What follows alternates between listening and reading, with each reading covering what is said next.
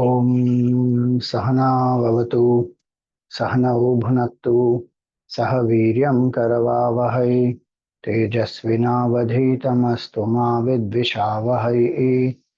Om Shanti Shanti Shanti. Om Sadashivasamarambham Shankaracharya Madhyamam Asmadacharya Paryantam Vande Guru Paramparam. श्रुतिस्मृतिपुराणानाम् आलयं करुणालयं नमामि भगवत्पादं शङ्करं लोकशङ्करम् शङ्करं शङ्कराचार्यं केशवं बादरायणं सूत्रभाष्यकृतौ वन्दे भगवन्तौ पुनः पुनः समस्तजनकल्याणे निरतं करुणामयं नमामि चिन्मयं देवं सद्गुरुं ब्रह्मविद्वरम् वसुदेवसुतं देवं कंसचाणूरमर्दनं देवकी परमानन्दं कृष्णं वन्दे जगद्गुरुम्.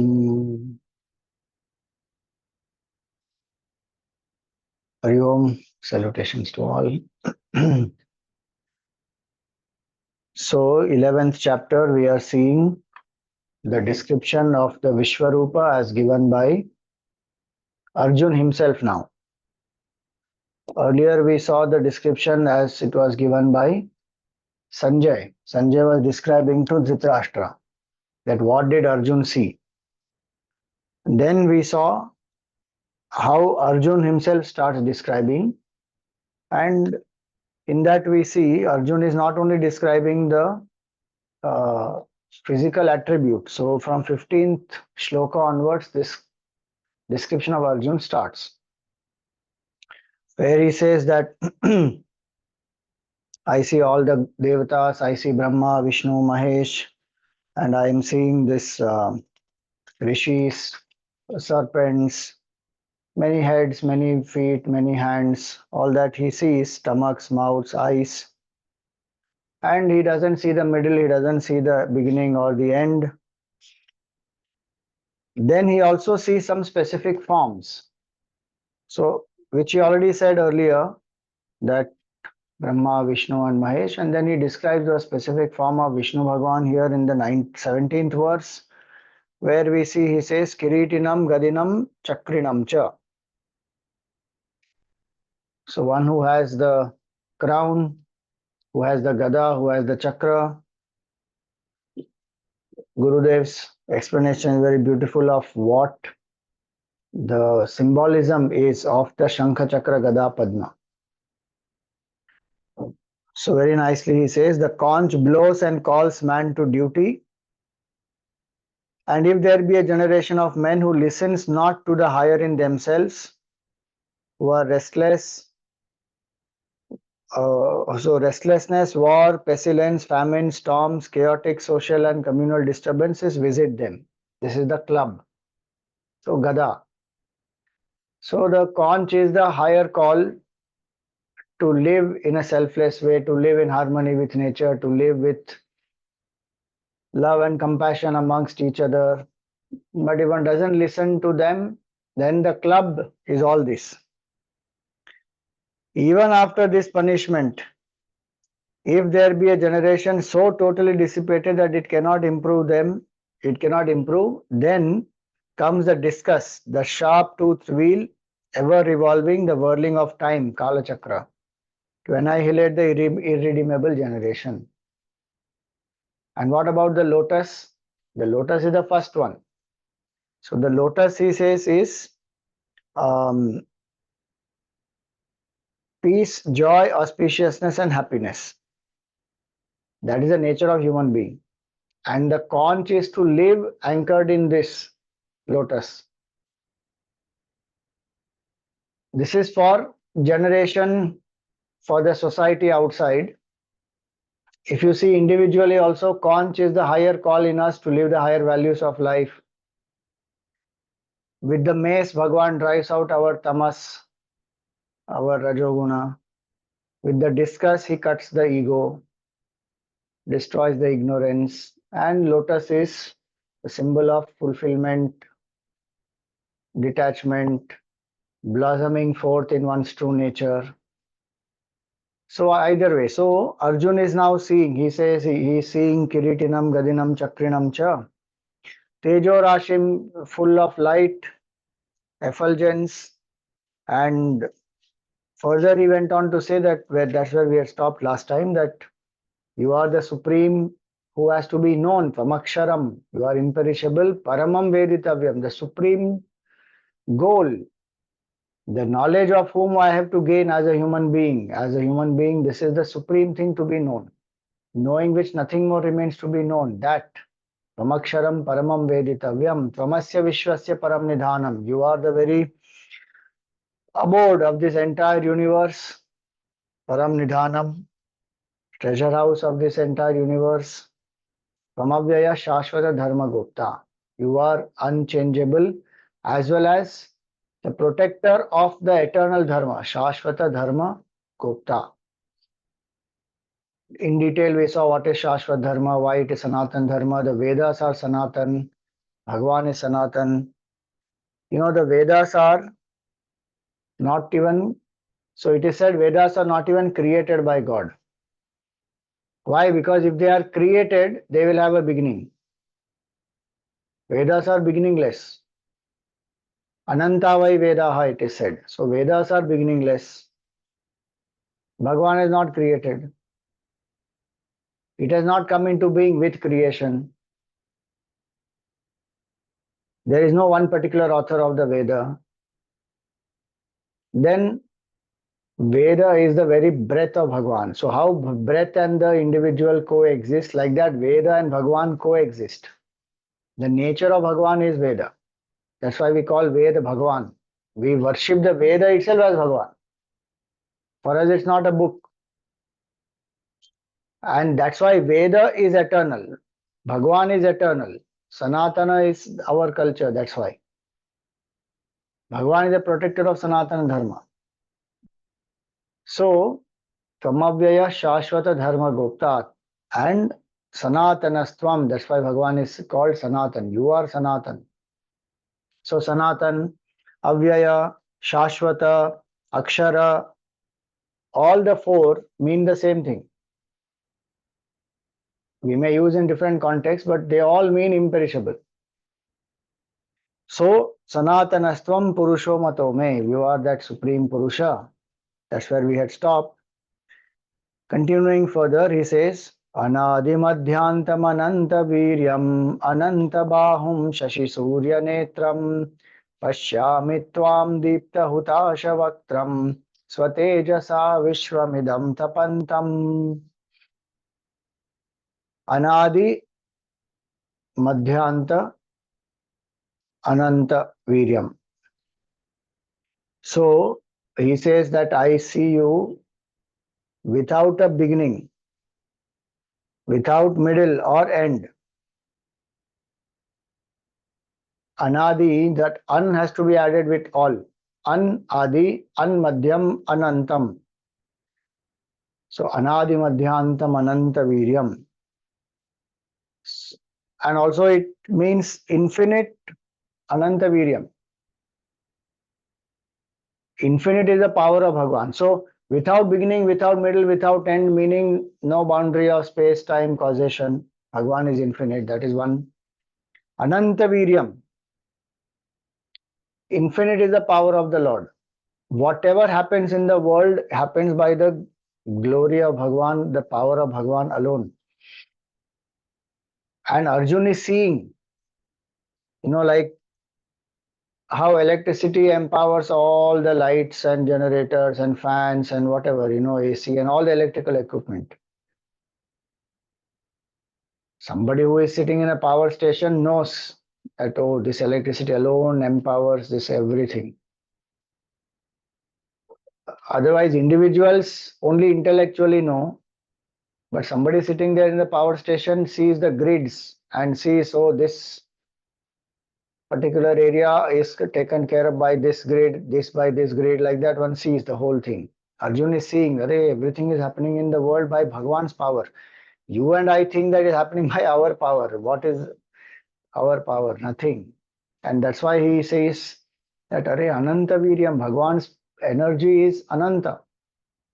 And the best part is that if Bhagwan's energy is Ananta Viryam, it is manifesting in each one of us. So even if we say one small part of that Ananta Viryam is in us, that's the ojas in us, that's the power in us. If we recognize that the power in us is Bhagwan's power, we will utilize it well. It is cosmic energy that we have. We can use it to uplift ourselves spiritually, to serve the people, to make the world a better place. We can use that power in whichever way we like. Bhagwan has given us that freedom. One may waste it, one may misuse it, one may use it to hurt others, or one may use it to uplift. It is all power of Bhagwan in each of us. Who is generating that power is the Lord only. How? The food that we eat, that food itself is Bhagwan. The food, when it goes inside, the digestion is being done by Bhagwan. Assimilation is being done by Bhagwan. Everything is being done by the Lord. The thought in us is being empowered by Bhagwan. So, Ananta Viryam, any form of energy we see, in this most powerful energy in the atom, which today we have harnessed through the nuclear science, etc., that is also Bhagwan's power. In that small little thing is infinite power. Just imagine. Ananta Viryam means that. That whole universe is actually pervaded by tremendous power and energy of the Lord alone. Ananta Viryam. And Bhagwan's energy, see, as consciousness is the enlivening factor, but even as prana, if you see, prana pervades the whole universe.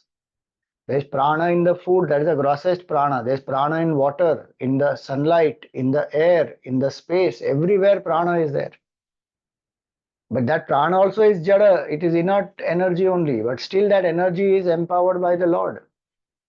And that is what goes into our body, and then we also get the pranic shakti and the pranamaya kosha, etc. But all that is empowered, enlivened by consciousness. So Arjun is saying that the whole creation, the entire, what is that force behind the earth rotating or the creation, manifesting and thousands and crores of planets? One may say gravity and this and that. That is one small manifestation of Bhagwan's infinite power. So Ananta Viryam, Ananta Bahum. So hands represent Kriya Shakti. Ananta Bahum means all actions are, the energy for all that action comes from Bhagwan. Every single person who acts, every being who acts, that energy comes from the Lord. Ananta Bahum Shashi Surya Netram. He says, sun and the moon are your eyes. Now there are much bigger stars than the sun. It's not that we don't know those things, but for us, the source of light is sun and the moon. There may be so many bigger stars and more bright and more brilliant and more effulgent and producing so much more heat and light in the whole cosmos. But for us on the earth, sun and the moon are the source of life. Just think about it. Today also scientists understand the earth is exactly placed in the right distance between the earth, between the sun and the moon. Little closer or far, life would not have happened. Even the moon, when it goes around the earth, it is not having same distance. Some places it comes closer, some then it goes further. The orbit is like that. So little closer it comes, how many tidal waves and what all happens. So sun and the moon, for us on the earth, Gurudevs, see their commentaries, various commentaries which are there, they just write, explain in their own way, each one does. But Gurudev's commentary is so beautiful on this portion. In this portion, he gives three interpretations of this sun and the moon. That what is the meaning of sun and the moon are the eyes of the Lord. So now you see here, First meaning he gives is that some commentators attribute that the Lord's sun eye is for chastisement and the moon eye is for blessing the generation. Sun is hot. So Bhagwan with one eye as though gives karma phala to the jiva and disciplines the jiva. Both good and bad karma phalas he gives. And with one eye, moon is supposed to be cooling, calming, all the feelings of love and everything are associated with the moon. So moon is like that, calm. So he says here the moon eye is to bless the generation, the sun eye is to chastise and discipline. So love and discipline. That some people have given the interpretation. So Gurudev says that this is a meaning that has been pressed out by overstraining the text, and that is unfair to the Gita. See, this is one beautiful aspect about Gurudev. He will be very straightforward and he does not have any fear. If he feels that this is twisted interpretation or stretching it too far, he will mention in the commentary. You will see further. Even for Shankaracharya ji, he writes that. We will come to that. This is not some intellectual vanity. It's not that Gurudev is trying to put somebody down. In his opinion, he is not convinced that this is the right interpretation. So he says it seems very, the words he has used are overstaining the text. So what is the explanation then he gives? So first explanation he gives is sun and moon together represent the total source of light energy. The sun represents all the source of light and the moon represents all the reflected light or the conditioned light. So he says that in describing that the eyes of the universal form are constituted of the sun and the moon, it only implies the oneness of the individual and the cosmic. This is the second meaning. First meaning is that the main light or the source of all light is sun. So whatever we have, the fire and the matchbox and all those things, and even if we say electricity, because of sun only, all the evaporation and the rivers, and then the dam is built and then the electricity is generated. So that, and all the reflected light. So any source where the light is being derived by us through the sun, used in not a direct way but indirect way, then that is reflected light, like the moon. So he says that one first interpretation he gives is sun and the moon means all the sources of light energy for us come from these two. Second, he says they represent the oneness of the individual and the total, because moon symbolic of the mind and sun symbolic of the consciousness or Ishvara. That's why we say in Gayatri Mantra, we say that Tat Savitur Varenyam Bhargo Devasya Dhimahi Dhiyo Yona Prachodayat. That Supreme Sun, who is most adorable, who is effulgence of the universe, who enlivens the three worlds, that sun may he illumine our buddhi. So there sun represents Ishvara. So moon represents Jiva, sun represents Ishvara. And the oneness of Jiva and Ishvara is sun and the moon. That's what he gives here beautifully. That the sun and the moon implies the oneness of the individual and the cosmic. Second interpretation. Third interpretation is very nice again.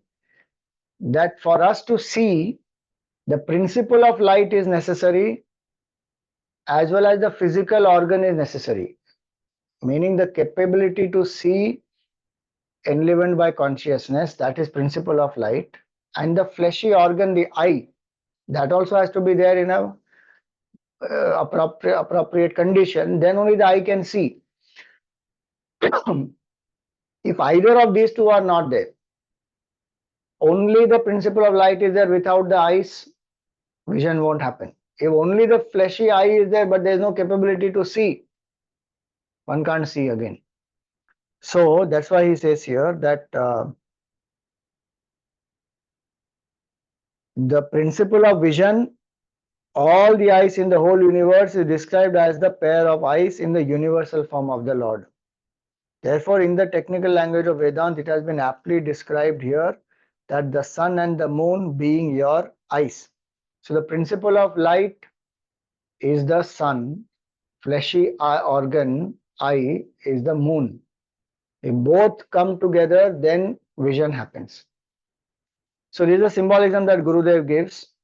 When Arjuna is saying Shashi Surya Netram, of course, he is seeing sun and the moon and so many other things in the cosmic form. It's not that he's seeing one picture in that the eyes are sun and the moon.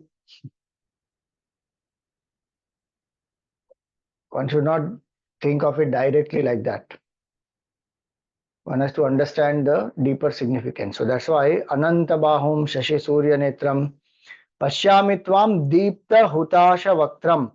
He says, I see your mouth, your face, and in that the mouth specifically is having fire. Hutasha means fire. Whatever is offered into it, it will consume it, it will burn it, turn it into ashes, it will as though consume it, yeah. And so, Deepta Hutasha Vaktram, the burning fire of your mouth, which means what?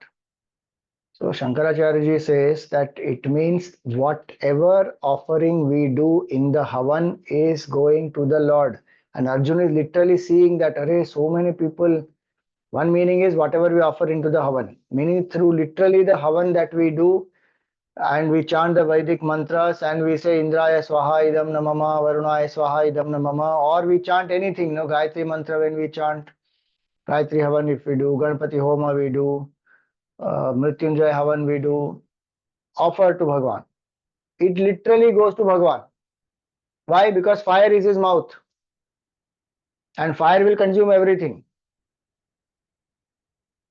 So we should never think, oh, what is the use, we are just wasting it in fire. Array, fire is Bhagwan and it is going to Bhagwan. The best part is whether we offer it with bhav or not, it is still going to Bhagwan.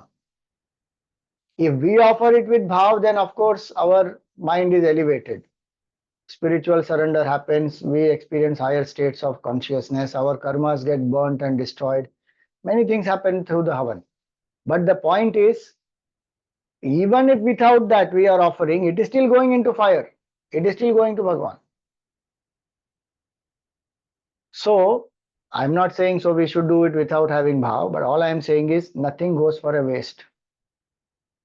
And here, so beautifully, Arjun is saying. So, one meaning is whatever is offered through actual proper ritual. Second, what we offer, eat, that also goes to Bhagwan. Deepta Hutasha Vaktram. What we consume is all going to Bhagwan only. He is only inside here also, and he is the cosmic form. Everything is going into him. So, this is the beautiful meaning. Deepta Hutasha Vaktram. Gurudev here, Gurudev here gives little more symbolism where he says that this mouth is playing the dual role of both speech as well as taste. So it is a karmendriya also and it's a jnanendriya also. As the jnanendriya, it is taste, karmendriya, it is speech. And so whatever we eat, that also goes to Bhagwan. And what we speak, fire is used in that. So that's why he says here that warm food tastes better, frozen food has no taste. So the principle behind speech and principle governing taste is Bhagwan. And so here he says one is about taste and food and heat and all that. And second here is the fire, as speech. The deity of speech is fire. Vacho Devata Vanhi. So he says here that the presiding deity of speech can fire the generation. We say, I fired that person. Heated discussions always take place.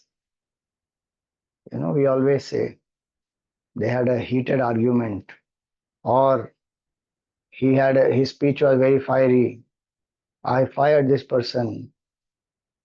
So speech and fire are connected. So the idea is everybody who is speaking, everybody who is eating, it is all going to Bhagwan. Or it is Bhagwan who is the power behind all this. Both Arjun is seeing. We think we are eating, we are talking with Bhagwan's energy because of which all this is happening.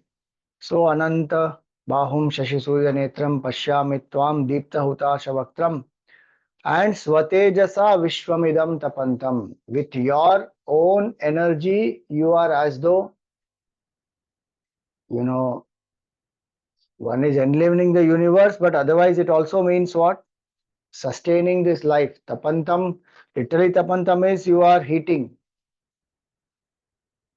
So if you read Gurudev's commentary here, very nicely he has said that it seems that he knew well that a certain degree of temperature alone life could continue on this globe. Below the required minimum and above the maximum temperature, life would be extinct. And so Bhagwan is as though heating up the whole universe in the right way. Swatejasa means with his own effulgence and energy. Everything else has borrowed energy of the Lord. Which is why we say na tatra suryo bhati na chandra tarakam nema vidyuto bhanti kutoyam agnihi tameva bhantam anubhati sarvam. The sun does not shine there, the moon, the thunder, the lightning, the fire, none of this. If they cannot live in that state, what to talk about this small fire, the arti that I am showing.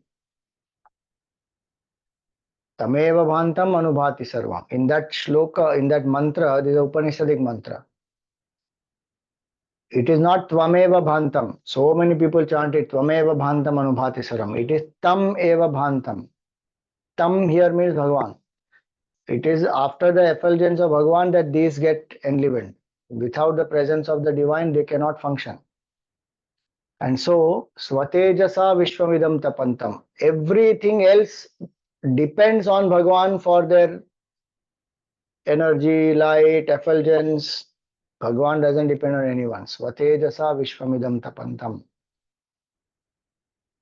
You see, these are very, in a very simple way, the spiritual things are mentioned and they get couched in some devotional language here or some mystical language.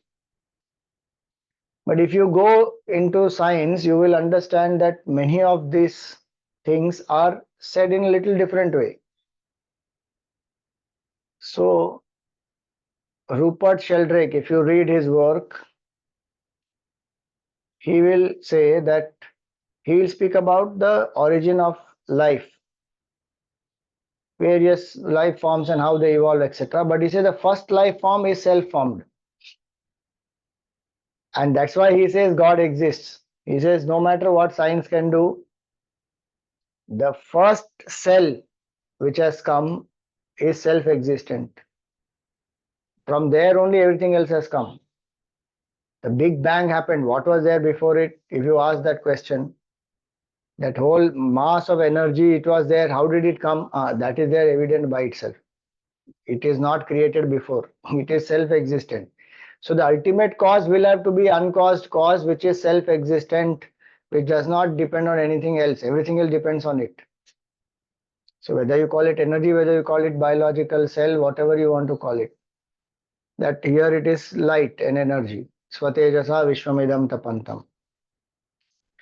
So Arjun sees this now, that whole universe is filled with the energy of Bhagwan. It is also a humbling experience to see the whole cosmic form and everything happening where the source of all that is the power of the Supreme. It is humbling because all that ego that one has, that I am doing, all disappears when one realizes, Arey, Bhagwan only is the Karta. I am not doing anything. One becomes not only humbled, but also one becomes very relaxed. Because unnecessary carrying the burden of doership. So Arjun understands this. So this shloka, when we see here, that Anantabahum, Anantaviryam, Swatejasa Vishwamidam Tapantam. If we meditate on this more and more, saying the whole universe, the energy belongs to Bhagavan. Even the energy that is there in each individual, in all of us, is the divine energy. So we pray to Bhagavan that give us the sadbuddhi to use this energy well to serve Bhagavan and not misuse it, abuse it, use it to hurt and harm. Let it be used to heal, to bring happiness, to bring harmony. And hence, beautiful shloka this is. Then he continues, Tyava prithivyoridamantaram hi vyaptam tvayaikena dishascha sarvaha दृष्ट्वाद्भुतं रूपमुग्रं तवेदं लोकत्रयं प्रव्यथितं महात्मन्. Dev means heaven, Prithvi, earth, Antaram is the interspace. So these represent the three words, Bhuhu, Bhuvaha, interspace, and Suvaha, the higher world, heaven. Dhyava Prithivyo Ridamantaram Hi. All this Arjun is seeing. This is why it's mystic vision. He is standing on earth, but he's still seeing the earth. In the cosmic form, he's seeing, Hare, earth is there. Don't say how it is possible, Swamiji. Are he must be seeing himself also. You will see further it comes. That's why it's a mystic vision. It's not that he is standing on the earth and seeing everything in the sky. Are in that mystic vision, the earth, sky, heaven, everything is included. 1 minute.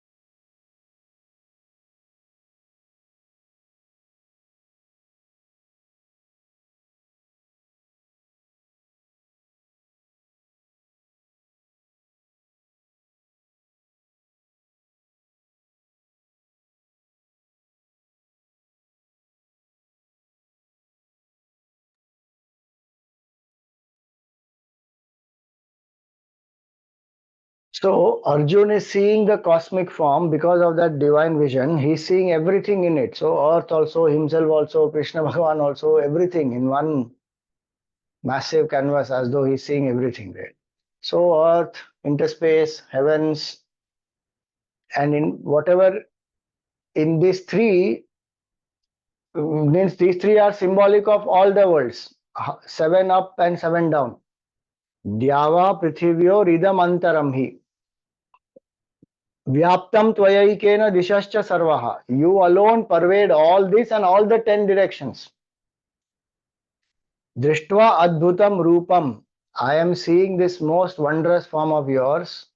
But what form is this now? Ugram. This is very aggressive form of yours. Earlier what he saw, Kiritinam, Gadinam, Chakrinam cha, that is a Saumya Rupa. Now he's seeing Ugra Rupa because now he is seeing not only all the energy and everything, but he is also going to see now it will come death, destruction, because life, sustenance, destruction, everything. So sustenance we saw, birth we saw, now destruction is going to see. So he's seeing everything now. So he's seeing Ugra Rupa, Drashtvadbhutam Rupam Ugram Tavedam. Your very terrible form, Lokatrayam Pravyathitam Mahatman. All the three worlds, this earth, middle, and the heavens, people or the beings in this are terrified. Oh Mahatman. Mahatman means the supreme. There's nothing greater than the supreme. So, oh Supreme One, The beings are trembling. Worlds are trembling, meaning the beings in the worlds are trembling. Lokatrayam pravyathitam mahatman. Why are they trembling? Because, see, attachments make us suffer. And we get fixated. Forgetting the infinite when we are stuck to one little body, mind, intellect, then we are attached to some person, something, some situation, some money, some power, some position, all that. And time is that which keeps changing everything. So one is scared, one loses, one goes through sorrow, one has fear, one has anxiety, all this. That is as individuals, one goes through. Now, some of these beings, we, not only us, but many beings, you will see in the next shloka, it will come. So many divine beings also are there. They also are terrified. Why? Because they see in some way or the other the destruction happening. Seeing one form, seeing one aspect of the cosmic form, they are terrified. Arjun is seeing the whole form. And he's seeing everybody is terrified. Because attachments make us very weak. So we can't accept life as it comes. Because there will be some insistence, some resistance, then that will bring sorrow. Though it is a natural phenomenon, everyone knows that change is inevitable, change is the only thing that is changeless.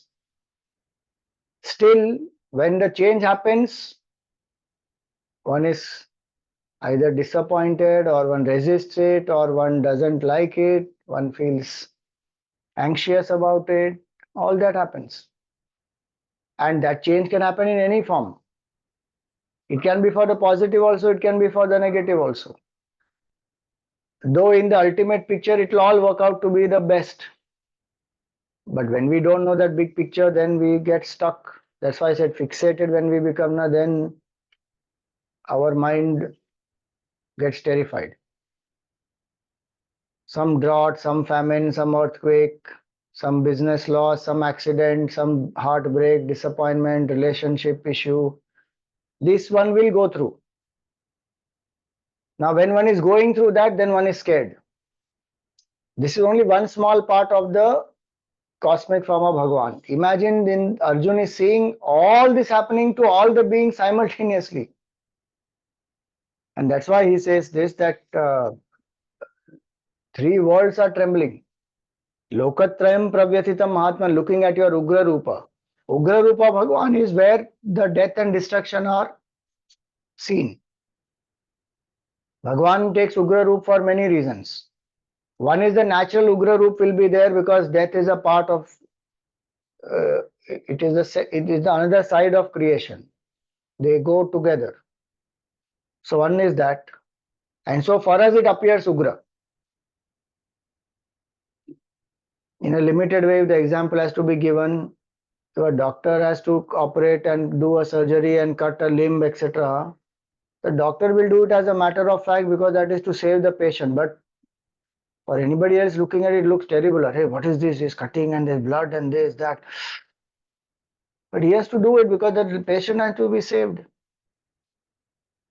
Same way, death has to be there. If we don't die, then we will not have the next set of karmas to exhaust. We will not be able to take up that.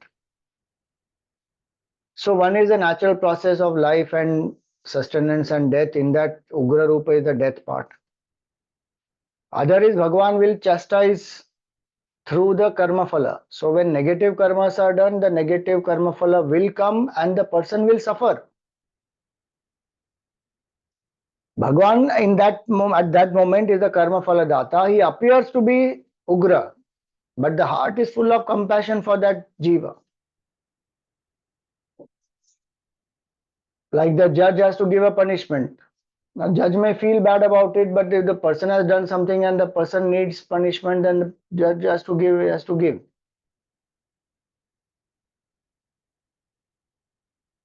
Third reason he takes Ugra Rupa, when devotees are hurt and harmed by the demonic forces, then Bhagavan takes Ugra Rupa. because then he tries in different ways to transform the asuras and the demonic forces also. But if they don't transform, he has to take Ugra Roop. He will take Ugra Roop and finish them. So one commentator has written in this Ugra Rupa means specifically he has mentioned Narsimha Avatar. And he says that when Bhagwan took the Narsimha Avatar, everybody was scared to even go near him. All Devatas and the Siddhas and Charanas and Gandharvas, even Lakshmi Devi doesn't want to go anywhere near because Bhagwan is, he was so angry and he's roaring away and he has already killed Hiranyakashipu. Hiranyakashipu is lying on his lap, dead. But Bhagwan is still angry, he is roaring and you just think one lion roar itself, if we listen to it, one will get scared. Bhagwan has come in that Narsimha Rupa and he's so angry that why did this Hiranyakashipu disturb my devotee for so many times and Bhagwan killed him. So nobody wants to go near him. Slowly the Devatas descend Prahlad. You go, you go. Prahladji goes happily, a small child, 5-year-old child. He doesn't have any fear and he loves Bhagwan. So he goes and looking at him, that time nobody dares to go to him. Only Prahladji has gone. And Prahladji sings the stuti of Bhagwan. Bhagwan calms down and he takes him in his lap. All that I told you already in 10 chapters. So I'm not going into the detail. Bhagwan actually asks him forgiveness. So I'm sorry I came late and he examines every limb of Prahlad to check that I hope you have not got hurt because this Hiranyakashipu tried to kill you in so many ways. Bhagwan is checking, confirming, that there's no scratch, there's no fracture, there's no hurt because from what all he has gone through, from some mountain he has been thrown, into the well he has been thrown, crushed under the elephants and whatnot was tried. So one commentator has said that Ugra Rupa means in the cosmic form, that one part is Narsimha Avatar Leela, seeing that the Devatas and everybody is psyched up. That Arjun is seeing in the cosmic form. So that's what comes in the 21st mantra shloka also.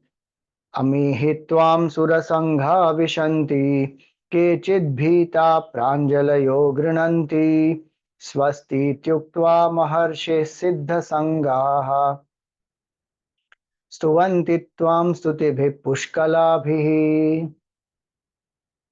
अमीहि त्वां सुरसंघा विशन्ति. So Ami, these, meaning, see, in the Mahabharat war,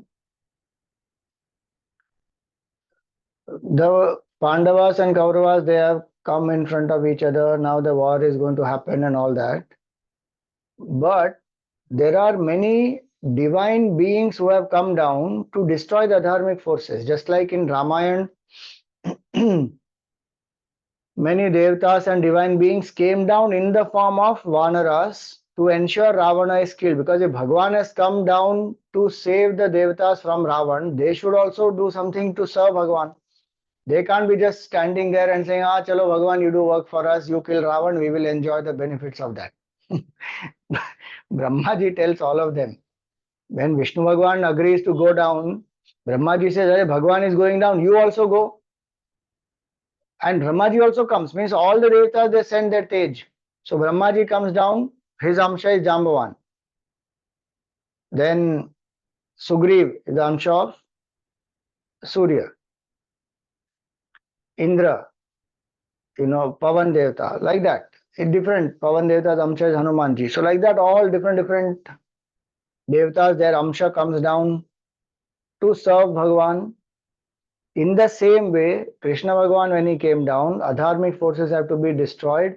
This time it is much more than during Ram Avatar. Ram Avatar is one Ravan. Here there is all of them together, Jarasandh also and all that, Shishupal and Kamsa and so many asuras which were there, Dhenukasur, Bakasur, all of those. Bhagwan has to kill all of them. Plus, whoever are these forces which have allied with Kauravas. So, Kauravas 100 plus all the other allied forces. Mastermind, na Bhagwan is. He got all of them in one place in Mahabharat war, finished. Bring the dharmic and adharmic forces one shot together, do the war and clean the earth of adharmic forces. Obviously, adharma will never become zero because the world strives on pairs of opposites. It thrives, not strives. It thrives on pairs of opposites. But the proportion will reduce of adharmic forces. So many of these divine beings have come down. Vasus and Adityas and Rudras and lot of these, they have all come down and they have taken positions as various kings and mighty people and even as soldiers and all of that. So this word Ami means that Amihitvam Surasangha Vishanti. That these host of devatas are entering into you. Surasangha Vishanti. So these devatas who have come, this is Shankaracharya's interpretation, okay? The devatas who have come down to help Bhagwan in the work of Dharma Samsthapana, he uses the word Bhubhara Nivrityartham to free the earth from the burden of these adharmic forces. The devatas have come down. Now Arjuna is seeing they entering into the mouth of Bhagwan, meaning they are getting destroyed. War, he is seeing the future. That's why the connection between these two shlokas, 20 and 21, Shankaracharya has written here that Arjuna had doubt regarding the possibilities of success in the war. In the second chapter, he says, whether we should win over them, they should win over us. I don't know. I'm very confused. All that he says. Yadva jayema yadiva no jayeyuhu. In order to remove this confusion, Lord Krishna now gives Arjuna a peep into the future that is in store for the world. That's the connection Shankaracharya has given. And that's why the word Amihitvam Surasangha, meaning this host of these devatas, they are entering Vishanti into you. Now you see on this shloka, if you see Gurudev's commentary, in that he says very clearly that these hosts of deities enter into and disappear in the universal form. Shankara, commenting upon the expression hosts of deities, interprets it to mean the Duryodhana fold, meaning the adharmic forces also are there, dharmic forces also are there. And Shankaracharya actually written they are the devatas who have come down to fight and destroy the adharmic forces. Gurudev says, though this interpretation is not inconsistent with what is yet to follow, because the further shlokas will explain that. On the Kauravas getting sandwiched, being crushed between the teeth of the Lord, etc., that will come. So Gurudev says, though this interpretation is not inconsistent with what is yet to follow, it is true that this meaning is not the natural interpretation of the terms used in the text. This is what I said. Gurudev is very frank in his expression, and if he is not convinced by something, he will say, see, that is the intellectual honesty also, and that is the freedom in our Sanatan Dharma. That it is not that just because the Shankaracharya ji has said it, it has to be, that alone is the truth. It has its validity, no doubt, but I may disagree with it also. That's why he says here, Gurudev says here. What courage it requires to say that, huh? It's not that, again I'm saying, it is not that he disrespects Shankaracharya ji. His entire commentary is based on Shankaracharya's commentary only. But in some places he disagrees. That's the freedom of our culture. When Arjun can disagree with Krishna Bhagwan himself, then what to talk further? That's the intellectual freedom we have. Beautiful culture of ours. To question. One can question Bhagwan, one can question the saints, one can question the Guru, one can question any authority with the right intention, and one may say, no, I don't agree with this. No problem. That's why so many schools of philosophy are there in our culture, because each of them, based on their understanding, their conviction, they have followed a certain thing, come to a certain conclusion, and they presented it. Then they have discussions and arguments, and then one defeats the other. Then they will take up the philosophy which has won. That's so much of intellectual freedom, flexibility to think, to question, to agree, to disagree. Beautiful. So here, what is the meaning? Gurudev gives very beautiful meaning here. Again, this is very unique. Where he says there are different classes of beings who have different response to death. So, kechid bhitaha, some people are extremely scared. See, this we can apply even in our life and introspect. What is my attitude towards death? And by death, we don't mean death of other people. Our death is body's death. If one thinks of death, what will come to one's mind? It is inevitable. Death is going to happen. And there is no guarantee one will become old and die. It can happen any moment. Am I scared? If I am scared, why? Because there will be some ignorance, some attachment, some wrong notion. Because I don't know who am I think I am the body, body will die, then who am I? Confusion, ignorance, I don't know. Or, no, all my hard work, I have achieved so many things, what will happen to it? What will happen to my family, children, money, property, position, this, that? Fear or pain. I may suffer, die, I don't want like that death. So, response could be anything. Fear could be out of thousands of reasons.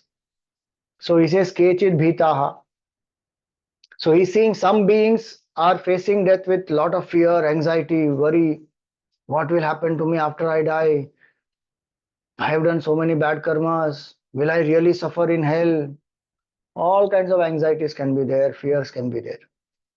One attitude is that, Kechit bhitaha. And second, Pranjalayo grinanti. Some people, out of this fear, they extol Bhagavan, saying, Bhagavan, you please protect us. Pranjalayo grinanti.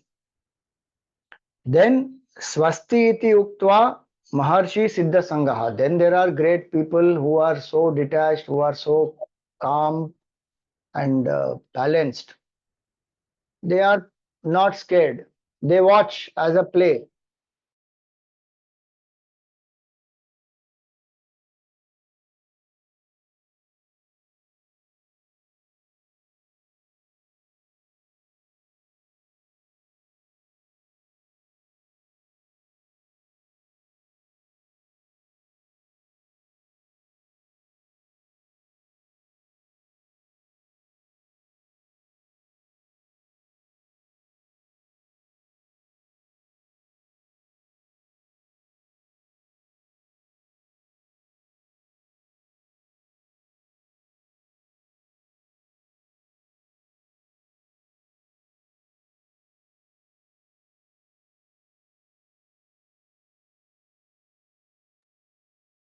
So swasti ityuktva maharshi siddha sangaha.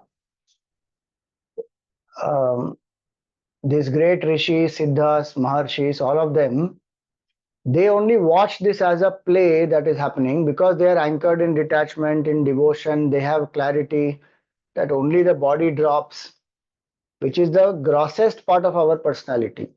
The prana, the mind, the intellect, the senses, the vasanas, the ignorance, all these 21 items will go forward. One item is left here. Think about that. Five senses of knowledge, five senses of action, five pranas, mind, intellect, memory, ego. 19. This is subtle body. Plus vasanas, plus our ignorance. These 21 items will go forward. Only this gross body will be left here. And we are attached to one and not bothered about the rest of the 21 which is going forward. In this example of, that glass is half empty and half full, this is one classic example of that. Out of 22 items, one is left behind and 21 are coming forward. But that one which is left behind, for that I am stuck. So Maharshi Siddha Sangaha, they don't have the worry because they have the knowledge, they have done sadhana, they have anchored themselves in detachment. They know this is a equipment, this is not me. Drop. So Maharshi Siddha Sangaha Swasti iti uktva. They praise you because they see the play of death also happening in the substratum of the divine. So stuvanti tvam stutibihi. They praise you, they sing your glories. Pushkalabihi. Sublime is their understanding. With sublime glorification, they do your praises, they do your worship. They are not bothered. And so that's why he says here that Gurudev says there are these three: subnormal, normal, and supernormal. The reaction to death. So the subnormal unconsciously die away. They are victims of the process of death. And they are so miserably unaware of the very process that they do not at all revolt against it. Subnormal. Meaning the kuch ignorance is nahi, there is no spark of knowledge also. They just die. Normal will revolt. So the normal dread when they intelligently observe and become aware of the process of decay and death. They become apprehensive of their own fate and failing to realize that nothing is lost by death, they in their ignorance shudder at the inescapable lot of all the living names and forms. So they have fear. That is this one. Bhitaha Pranjalayo Grunanti, the normal one. Surasangha Vishanti, Gurudev's interpretation is they are like the subnormal ones who just, so you can say plants, birds, animals, they just die. Even human beings, many of them.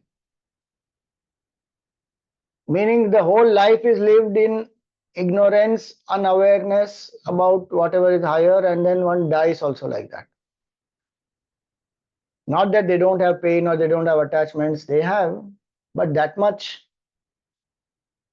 knowledge or even the resistance is not there to to resist against the very process of life, that I don't want to die.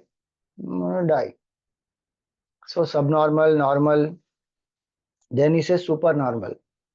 Those are the line 3 and 4.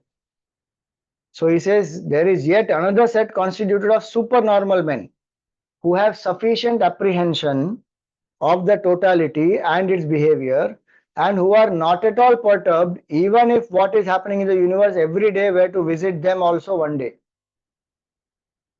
When bubbles are broken, there is no occasion to regret for those who know what they are and how they are born.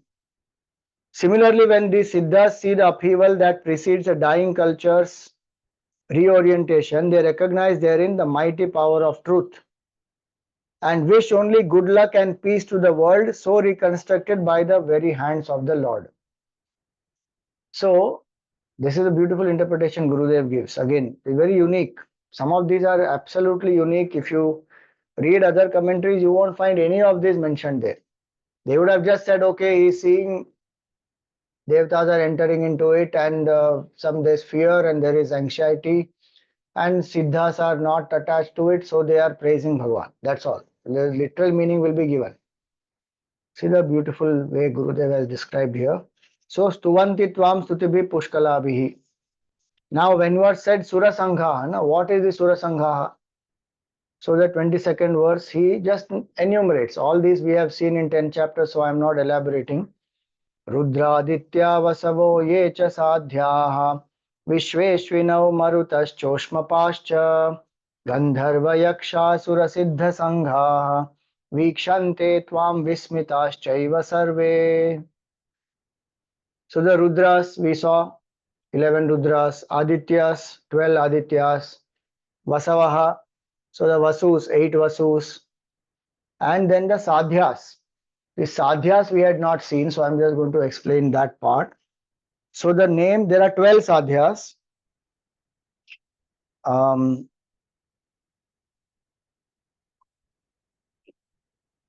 Mana, Anumanta, Prana, Nara, Yana, Chiti, Chitti, sorry. Haya, Naya, Hamsa, Narayana, Prabhava, and Vibhu. Vayu Puran 66, chapter 15 and 16 shloka they mention. So they are sadhyas. Again, these are all different types of divine beings, each of them having their own functions, uh, sadhyas. Then Vishwe Devas. That also we have not seen, so I will explain those. Kratu, Daksha, Shrava, Satya, Kala, Kama, Dhuni, Kuruvan, Prabhavan, Rochaman. So these are 10 Vishwe Devas. So Vayu Puran 66 chapter 31.32, 31 and 32 shlokas. So Vishwe Devas. Then Marutas, we have seen Maruts, 49 Maruts. Now Ushma Pascha. Ushma Pascha means Pitrus. Ushma means heat. And that's why Pitrus, what one offers, one has to offer hot because they will take it through the smell because they are in a Vayaviya Sharir. So our Sharir is Parthiv Sharir, made predominantly of earth. Though we say 70% is water, but there is earth element here, which is why our body will smell because earth quality is smell. That's why our body and sweat and all that it will stink. Devata's body is made up of fire. Pitrus, Pret Sharir, all that is made up of air. And that's why Ushma Pascha means that those who consume through the heat. So hot food. And that's why when we offer Naivedya also we offer like this and we open the lid etc. and the heat has to go. One can offer something cold but they are pleased with heat. That's why they're called Ushmapa. So there are 7 specific Pitrus. Um, Kavyavaha, Anala, Soma, Yama, Aryama, Agniswata, and Barhishat. What is the meaning of 7 Pitrus? These are Pitru Devatas. They will help the Pitrus. And that's why Shraddha Karma, etc. When we do, the offerings are taken by this and then it will reach the Pitrus. That is their duty. So Shiv Purana, Dharma Khanda 63.2. So all these Pitrus, Sadhyas, Rudras, Vasavas, Adityas, they all are that Sura Sangha. Gandharva, Yaksha, Asura, Siddha Sangaha, Vikshante Tvam. So Yakshas are born of Kashyapa's wife, Khasa. Asuras are born of Diti and Kashyapa, so they are called Daityas, Danavas, Rakshasas. And Siddha Sangaha means Maharshis like Kapila, Kapil Muni, etc. So Maharshi Siddha Sangaha, Vikshante Tvam Vismitas Chaiva Sarve. They all are looking at you very astonished. Meaning they are looking at this portion, one part. See, please remember the entire Vishwarupa is seen by Arjun, Sanjay, Hanumanji. These devatas are not seeing Vishwarupa. They see one part of it as death, one part of it as some destruction, and then they are, that's the Ugra Rupa they are seeing, and then they are very bewildered. So they are very astonished. That's what is said here. Vismitas Chaiva Sarve. And the point is what? Even these devatas, such beings, except the Siddha Sanghas, everybody is scared of death. Which is why detachment is so important. So death will come. What is my attitude? I must prepare. And if I understand this cosmic form, one beautiful thing which will happen is fear of death will go. Why? Because everything is inside the cosmic form of Bhagwan. So from where will I go to where? Right now also we are in Bhagwan. When this body drops also we will go to Bhagwan only. Why? Because Dyava Prithivyoridhar Mantaram Hi. In the earth, on the earth, in the interspace, in the heavens, everywhere Bhagwan alone is there. So what will I lose? I'm not going to lose anything. If that clarity comes, if one has done one sadhana, one has surrendered to Bhagwan, when the time comes, one will drop. Effortlessly one will drop and keep moving. Our journey, we are divine. We are no Amritasya Putra. Our nature is immortality. Unnecessarily stuck with one body. Now we are thinking, I am this. And now all fear and attachment and death and anxiety and all that, nothing. We are free, mukta, always. Even if body dies, one will see, oh, this body is dead. So that clarity one must have. So three levels when Gurudev has given, we should move from subnormal to normal to supernormal. We should become like the Siddha Sanghas. If death has to come now, welcome. One will only watch, oh, body died, very good, I am the Sakshi. Of course, that requires sadhana, etc. One has to do, one can do, Bhagwan's grace is there, one can do all that. But the point is that should be the goal. Kabir Das ji said, I'll say that and conclude for today. He said so nicely, Maro maro to sab kahe, marna na jane koi. Ek baar aisa maro, वापस मरना ना होए. What a beautiful doha he said, no? Maro maro to sab kare, marna na jane koi. Everybody talks about death, we see death all the time, but we don't know how to die. He says how to die. Die once. एक बार ऐसा मरो वापस मरना ना होए. Meaning die, the death of the ego, death of ignorance, death of all these attachments. Once and for all, finished. There is no again birth, so there is no again death. एक बार ऐसा मरो वापस मरना ना होए. So that is this cosmic form where Arjun is seeing death, and now he will see specifically what is going to happen in the war. This is a prelude. Gita mein Bhagwan is building, Vedavyas is building a prelude to now come to specific. From general, he will bring to specific and then again bring him back to the total. That we will continue. You want the reference numbers from Vayu Puran. Okay. Yes. So the reference numbers are this.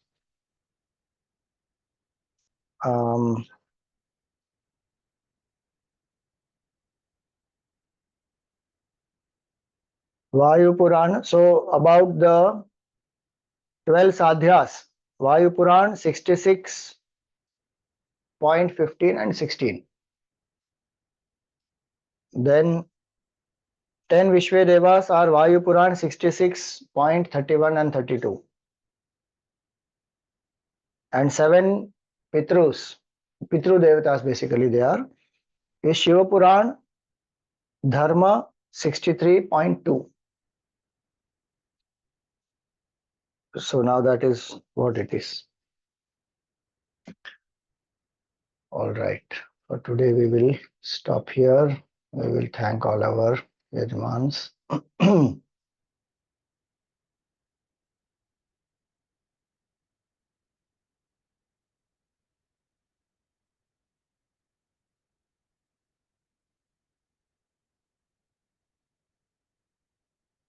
So the Mukhya Yajmans for all the sessions, Parag Wagh, Kalpana Morparia ji, Hemant Kumar ji, Bharat Khanna ji, Achyutan Nair ji, Nandita Parekh ji, Gita Aarti Yajman for all sessions, Vipul ji, Nalini ji, Surbhi ji, Rajan ji, Sapna ji, Dipti ji, Jolly ji, Ajay ji, Kirit ji, Garima ji, Jayashri ji, Jyotsna ji, Hem ji, Vijay Bhatia ji, Vinu Munshi ji, Tarana ji, Mukta ji and Majnu ji.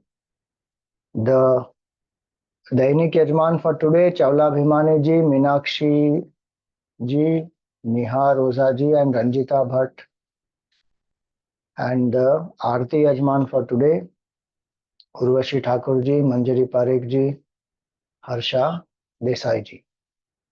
So we invoke God's grace, Gurudev's blessings on all the Yajmans, their families and everyone present here. May Bhagwan bless us to realize that He is the Karta, all energy comes from Him, everything is offered to Bhagwan. And may Bhagwan bless us with the detachment from our body, detachment from all that we are attached to. May we live a happy, fearless life in service of the divine and realize the truth. Om Tat Sat.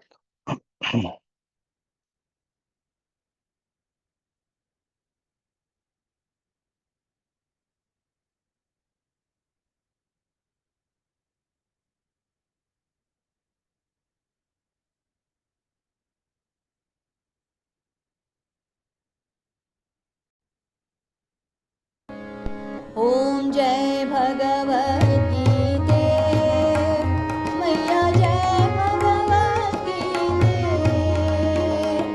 हरिः कमलविहारिणि सुन्दर सुपुनीते ॐ जय भगवद्गीते कर्म सुमर्म प्रकाशिनि कामासक्तिहरा तत्त्वज्ञानविकाशिनि विद्या ब्रह्मपरा ॐ जय भगवद्गीते निश्चलभक्तिविधायिनि निर्मलमलहारिणि शरणरहस्यप्रदायिनि सबविधि सुखकारी ॐ जय भगवद्गीते रागद्वेषविदारिणि कारिणि मोद सदा भवभयहारिणि तारिणि परमानन्दप्रदा ॐ जय भगवद्गीते आसुरभावविनाशिनि नाशिनि तमरजनि दैवी सद्गुणदायिनि हरिरसिका सजनी ॐ जय भगवद्गीते समता त्याग सिखावनी हरिमुख की बानी सकल शास्त्र की स्वामिनी श्रुतियों की रानी ॐ जय भगवद्गीते दया सुधा बरसावनी मातु कृपा की जय हरि बल प्रेम दान कर अपनों कर लीजय ॐ जय भगवद्गीते ॐ जय भगवद्गीते मैया जय भगवद्गीते हरिः कमलविहारिणि सुन्दर सुपुनीते ॐ जय भगवद्गीते ॐ जय भगवद्गीते ॐ जय भगवद्गीते बोलिए गीता मैया की जय बोलिए श्री कृष्ण चंद्र भगवान की जय, श्री सद्गुरुनाथ महाराज की जय.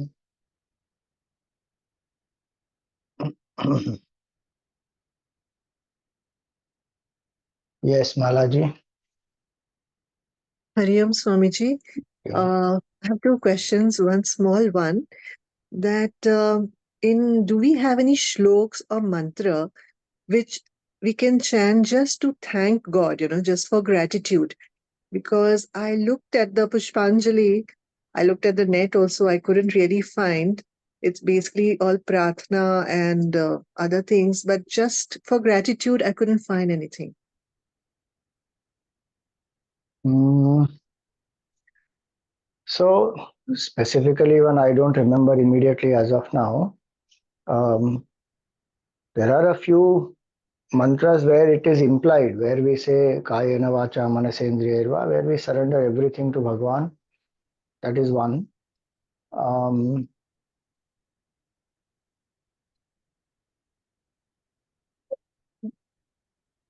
no, specific mantras I don't remember. Maybe it Okay. is nice to create some. Yes, that'll be a very good idea. Maybe you can, maybe Guruji can. Okay. Yeah, so Guruji has created that gratitude for, so the name Kritagnyata, that whole stotram is there, that is created, expressing Okay. gratitude to the Guru, and that's especially Gurudev's whole life. That stotram is there. So in that one shloka will come at the second last shloka says Kritagnyataya cha hridaya sthita me vaktum na shakya khalu yatnatopi Guru prasida kripaya videhi tvatpada bhaktim paramanuraktim. So that shloka which is there is specifically for the Guru. That Kritagnyataya cha Mm, sthitame, whatever is the gratitude in my heart, Vaktunna Shakya Khalu Yatnatopi. I can't express even though I may try a lot.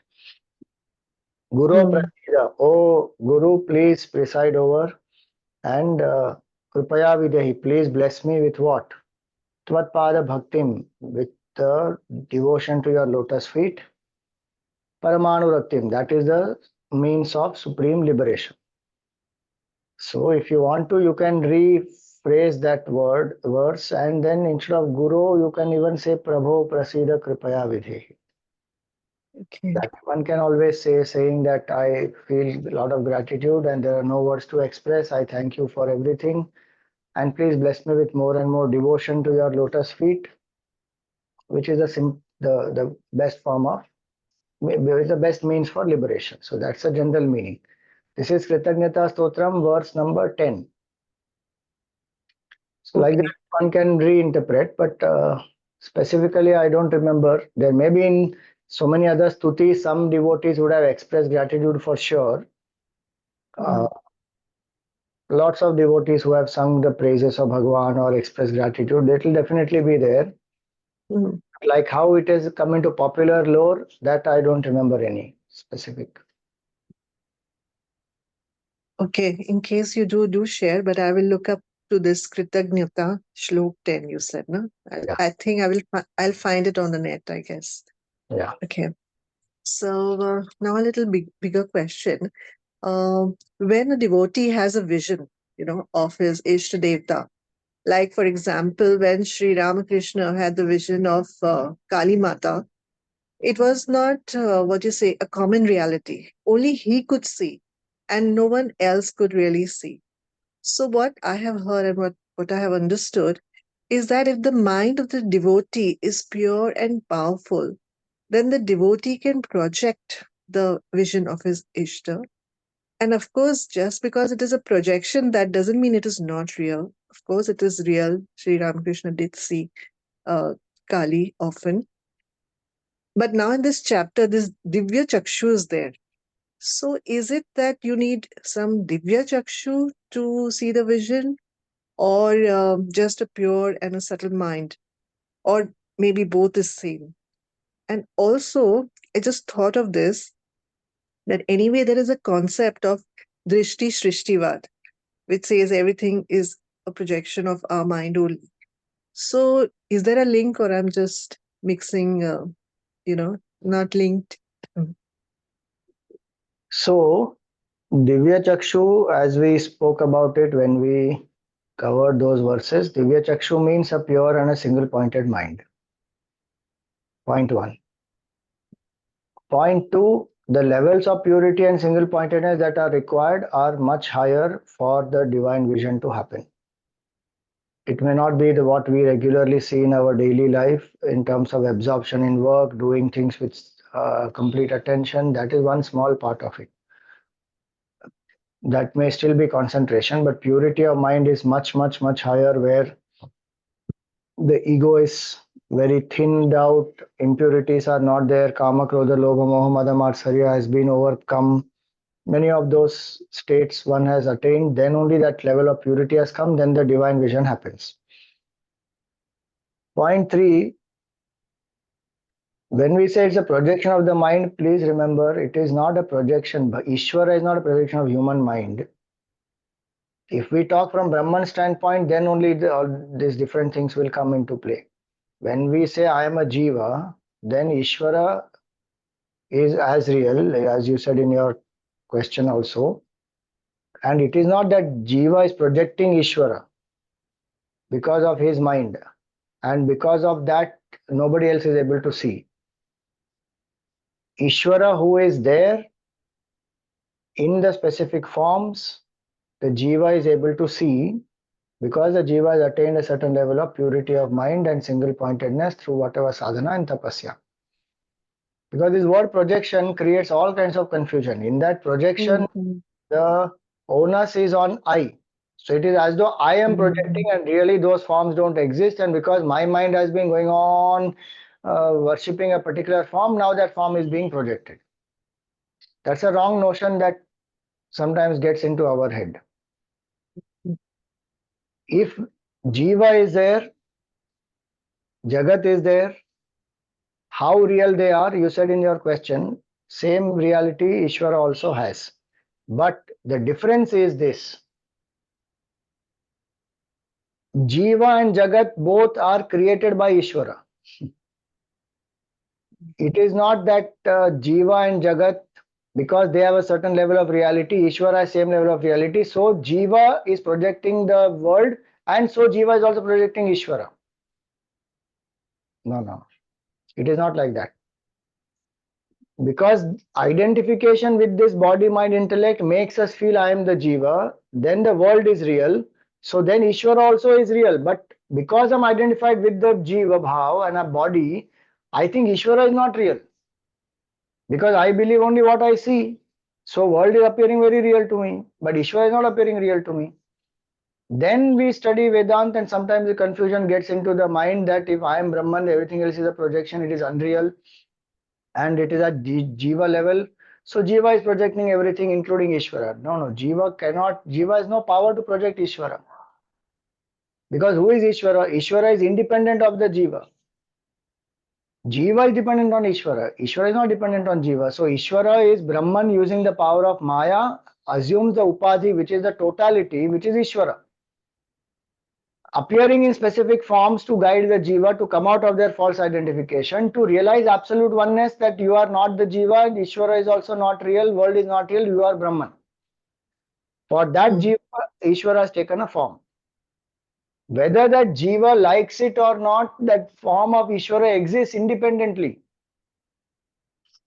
which is what the Vedas reveal, no? Which is why we have to study the Veda, which is why Veda is the only method to know the truth. Because all the Upasana methods are given in the Veda, Vedantic understanding is given in the Veda, and that entire Veda is revealing this. And so, never think that pure mind is projecting Ishvara's form. Pure mind is recognizing Ishvara's form. Pure mind is having the capability to tune up with Ishvara and let go. That's why it is pure mind, because it has dropped the false identifications.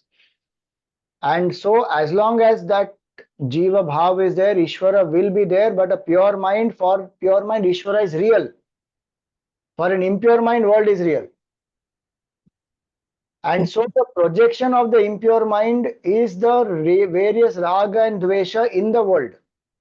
So the same world, two people will not experience the same thing. That we can call as projection,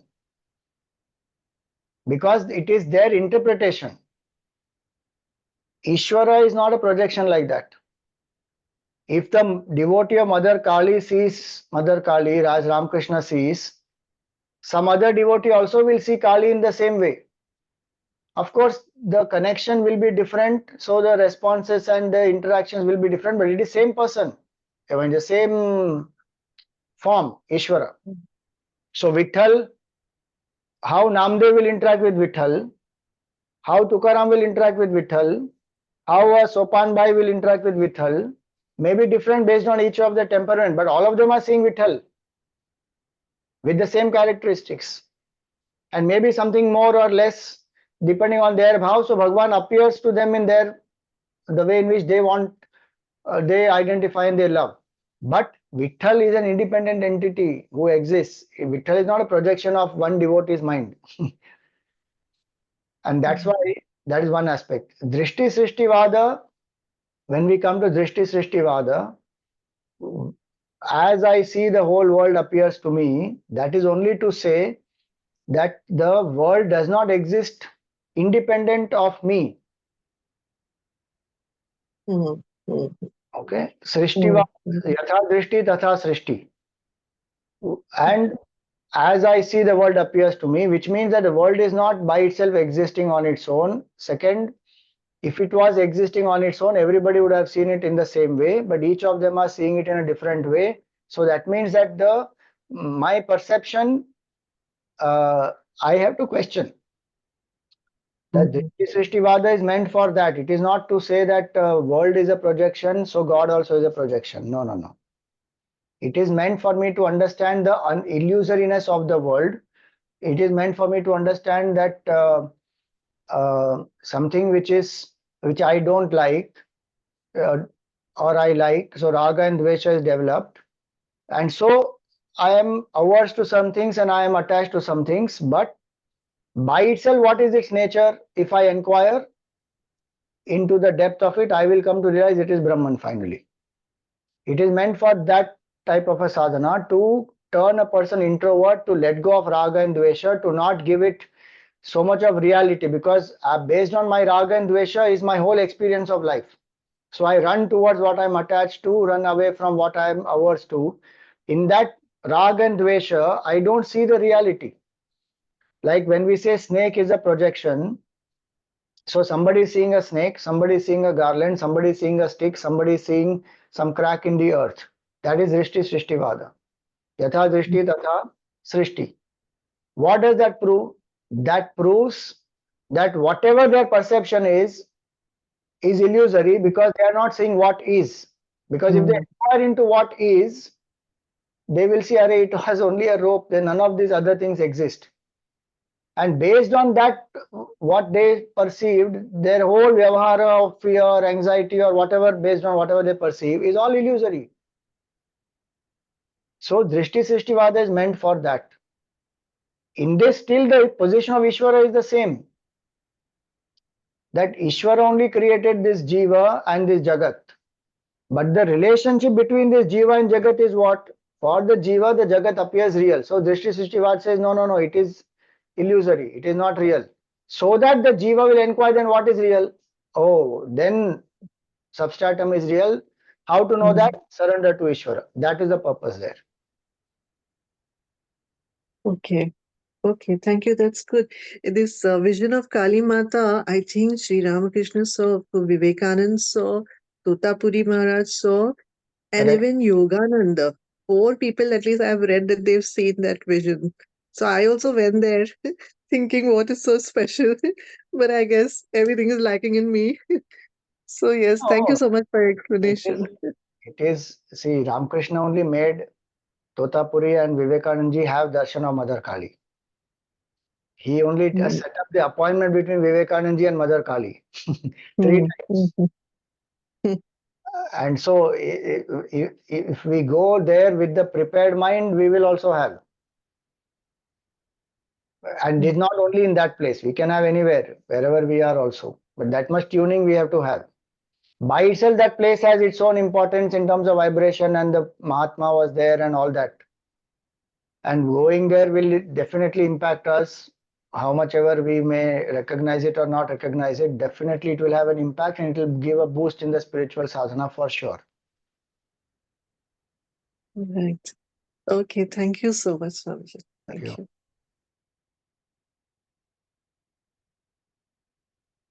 you. Yes, Karan. Hariam Swamiji. Yeah. Swamiji, you had already mentioned this maybe perhaps in a previous class, but I just wanted to clarify this. That why is it that the devtas or the beings in the higher lokas are not capable of, are not able to self-realize, and why is it that only the human body, beings in the human body, are able to do that? Because the other yonis are called bhoga yonis, where predominantly they will go for exhausting their karmas because of their desires. So it's not that devatas cannot at all. In general, they will not. So you will find in Upanishad some stories where Indra has come to know the truth. But it will be rare. Not all devatas will strive, because why is somebody first of all going to heaven? It's Enjoyment. like asking, exactly. So it's like asking a question that in a disco, why is it that people can't meditate? Are they can meditate in a disco if they want to, but the environment there is not fit for meditation, because people have gone there to dance. अब वहां कोई जाके तपस्या करना चाहता है तो कौन रोकेगा उसको, करो. But predominantly the people who have done punya karma here with a desire to enjoy subtler pleasures, they have gone there in the bhoga yoni, then they have come into that field, so they will want to enjoy. अब वहां किसी को कोई past जन्म का संस्कार है, whatever it has been, so vairagya started, और they feel no, this is all temporary, then they may go to seek the self knowledge also. So potential is there in them also, but most of them will be bhoga yonis. So every other yoni, the higher yonis above human as well as the lower yonis below human, predominantly are called bhoga yonis. Manushya yoni is predominantly karma yoni, and which is why, because buddhi is given to us specifically, and purushartha kshamata is there, so I can change. No matter what is my past, I can change today with my hard work and purushartha. That capability is not there in the others because they are only bhoga yonis. Again, as I said, there are exceptions. So in the lower yonis also you will find some of the uh, examples of Jada Bharat, etc., or Lakshmi the cow. Raman Maharshi gave her mukti and all that. So those are again exceptions, but predominantly because they are bhogayonis, they don't. So in higher lokas, it's more a case of desire and inclination is not there other than the ability to do. So again now the higher lokas are having different gradations, right? So Bhuvar Loka is the Bhu Loka is this, Bhuvar Loka is the interspace. Then Suvar Loka is the heaven where enjoyment oriented it is. Then Mahaha Janaha Tapaha Satyam. These are four other higher worlds. Each of them is increasing subtlety of purity and seeking. And so in each of these, it is not that they are bhog oriented, they are tapasya oriented. That level of tapasya, vairagya keeps increasing. Highest level is in Satyaloka. So Krama Mukti happens from there. And so mainly the Suvar Loka is the place for enjoyment. Okay, thank you so much.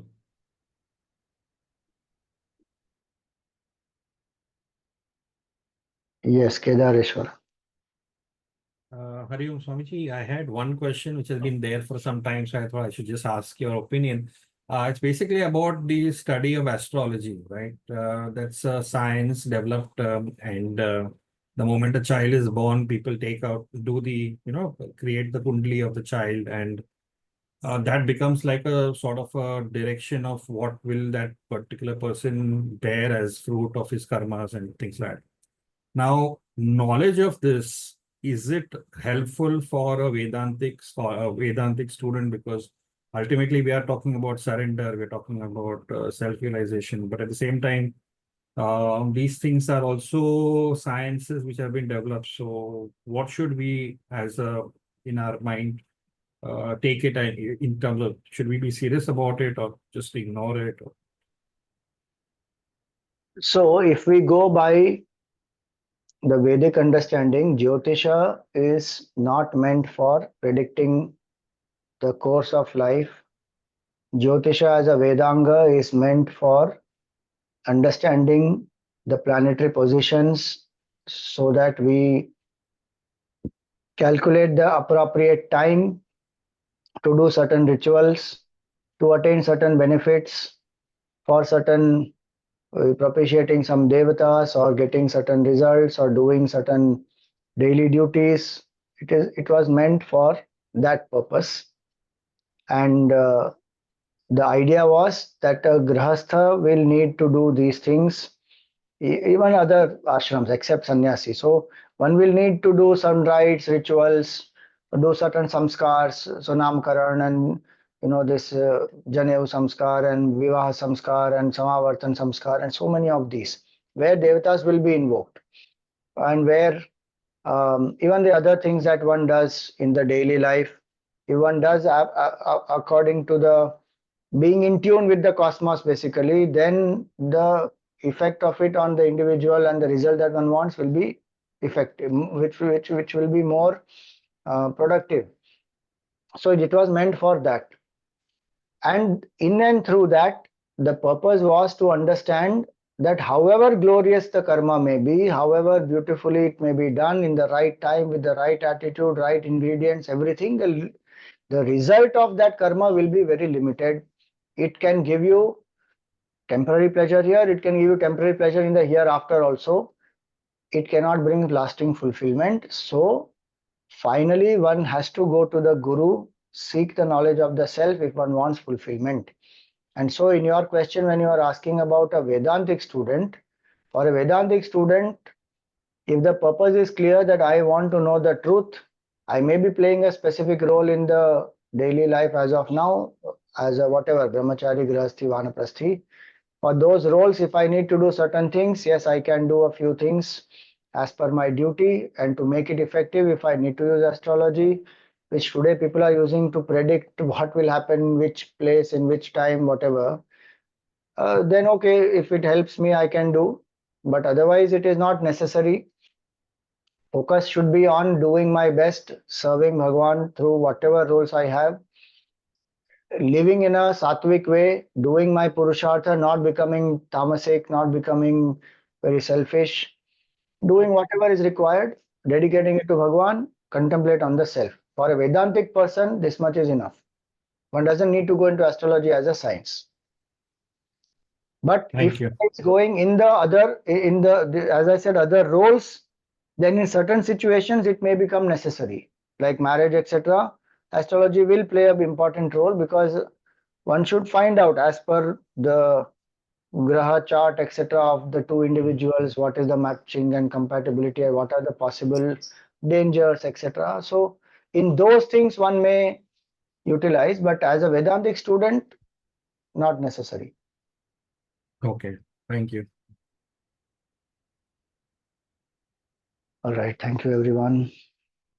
Om Purnamada Purnamidam Purnat Purnamudachyate Purnasya Purnamadaya Purnameva Vashishyate